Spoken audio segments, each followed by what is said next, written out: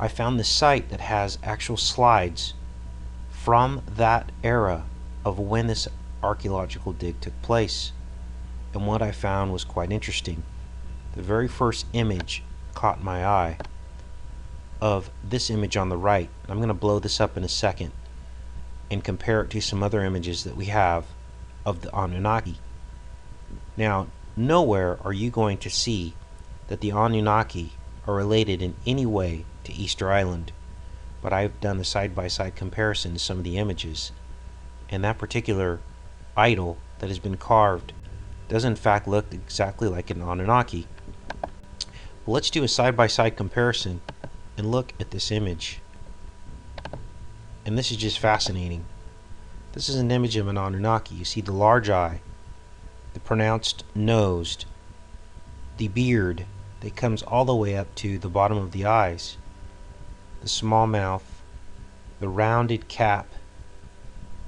It's all there. And we are only seeing part of the picture of this idol here in this picture here. And it's the only image that we have of it, unfortunately. Now, what else falls in line with the Anunnaki is the Birdman. And we also, of course, see pictures of the Anunnaki as birds, part bird and part man. Let's take a look at some other things, though, about Easter Island. First of all, we've done a lot of work talking about the different theories of how the large stones were moved. And it is my understanding and belief that these were moved either by sound technology or some kind of mind power. And I've stated that previously on this channel. When looking at this particular article, we see that the islanders had a legend that the statues were moved to the platforms and raised upright by the use of mana or mind power.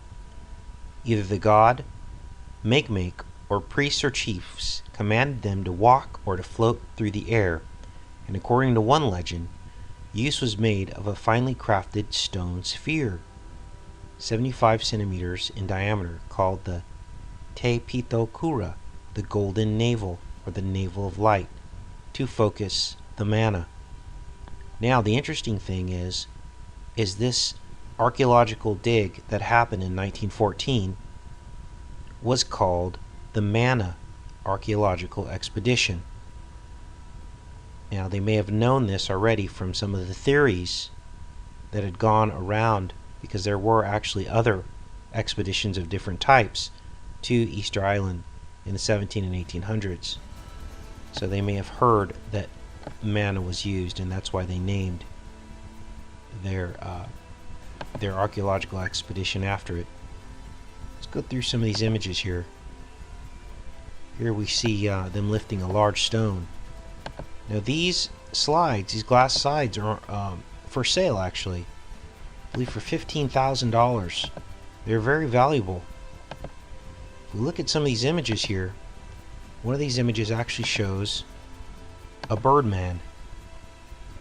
And of course we know that the Anunnaki had the Birdman. I just find that fascinating. Here's one here. I believe there's a better image in here as well. The Birdman.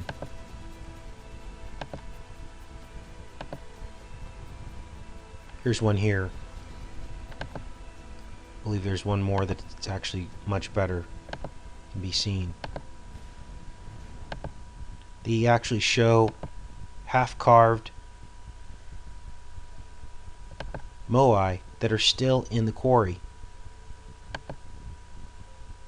This is the first archaeological evidence that we have in 1914. That's where all these images are coming from. And we just did also a video showing that Easter Island was one of the anchor points of this star matrix that we see on the globe, and that all ancient sites fall on this star matrix.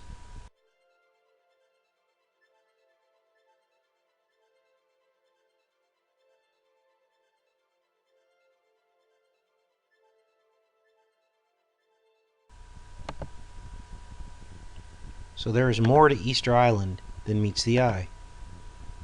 I believe there are 50 plus images Here's a cryptic image here. I don't know if they're lighting a fire around it or to have it lit for a dig that they're doing to excavate that particular Moai statue.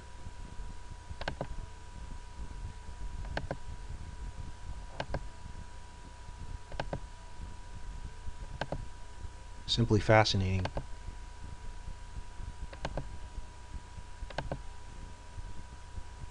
Here is a very good picture of the Birdman. You can see his head here, hands, and a man's body. We have early European explorers who actually saw 12-foot high men when they got off of the boat. Now, this information is on the internet, but you will never hear this in the news about Easter Island.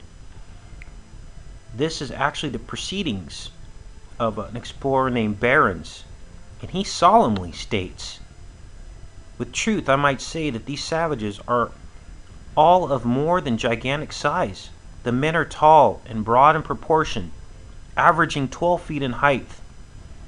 Surprising as it may appear, the tallest men on board of our ship could pass between the legs of these children of Goliath without bending their heads. This is unbelievable, but it fits into all the research that we've been doing on the Nephilim and the roots of these peoples who carried the sacred knowledge to be able to move these types of stones. But let's take a look at some more of this page here, because this is very intriguing.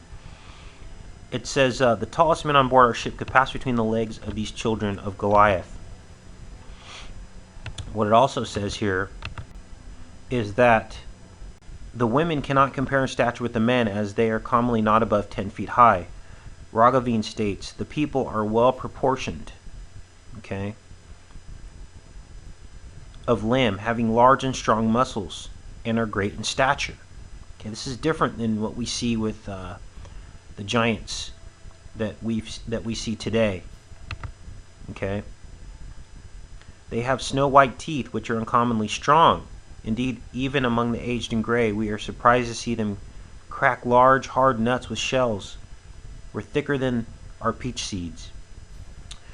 Laprousse contradicts the account as to their enormous height and praises the beauty of the women, whom he says resembled Europeans in color and feature. In one respect, however, all the navigators who have visited the place agree in expressing unbounded astonishment at the vast prehistoric remains which this island abounds. It is, however, so destitute of wood that it has little to boast of in the way of beautiful scenery. This man's account is fascinating. This is simply fascinating. More discoveries. Now, a lot of this information is on the web, it's on the internet, but we are rediscovering this, and it is fitting into where we are at in the history of mankind. Now, I want you to look at these stones here. What you're looking at, 10 by 6 foot stones that were shaped. They are about 10 tons each, shaped, polished, and fitted together perfectly in their final location without need for masonry. Now, where have we seen this before? We've seen this in Cusco, Peru. And this is Cusco, Peru. And it is almost identical. Now, this culture existed thousands of miles away from Easter Island. Easter Island is one of the most isolated islands on the planet, yet they had almost identical design in their building, and this is a seemingly impossible feat.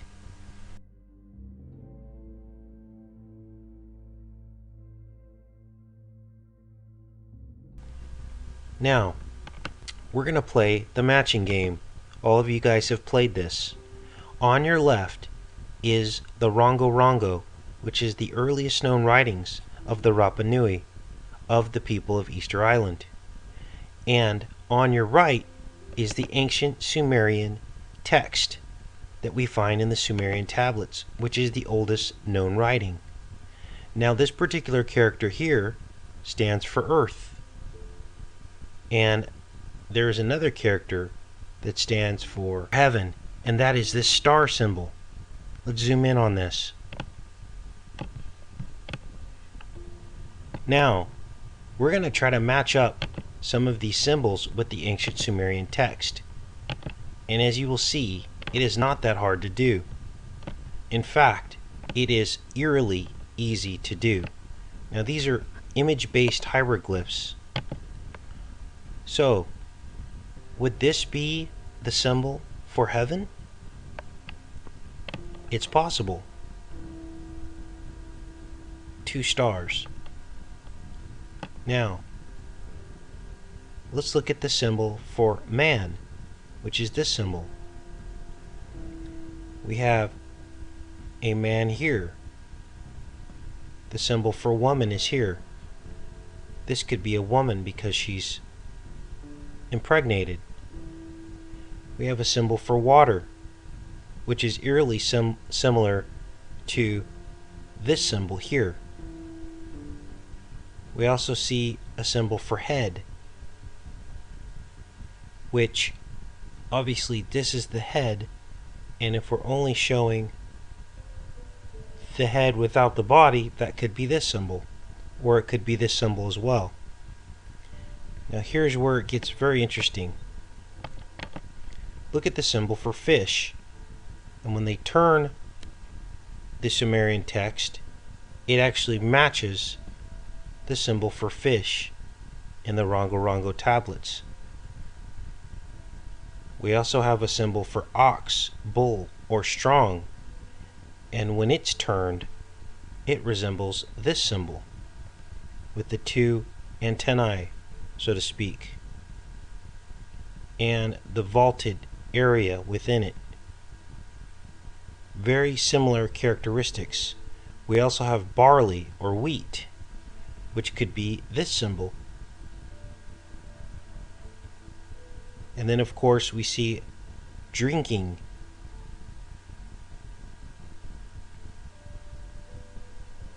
And mountain. Could not find a symbol for mountain. But this is pretty amazing, the similarities that we see in the Sumerian writings compared to the Rongo. Now, it has been proven that the Rongo tablets existed before any man had discovered Easter Island. So they were not derived from any known language, and they were not made up. So that is a very interesting fact, which is acknowledged by public science. And here we have a few more. This could mean water, and this could mean swim or to drink, as we see here. We also have this symbol here. It looks like a cup, and it means food, and it closely resembles this hieroglyph here. Maybe the food pouring down someone's throat. We also see bird and fish here, and we see fish and a bird here. Very similar. In fact, this is the symbol used for the birdman in the Rapa Nui culture. And it is interesting that they are right next to each other here.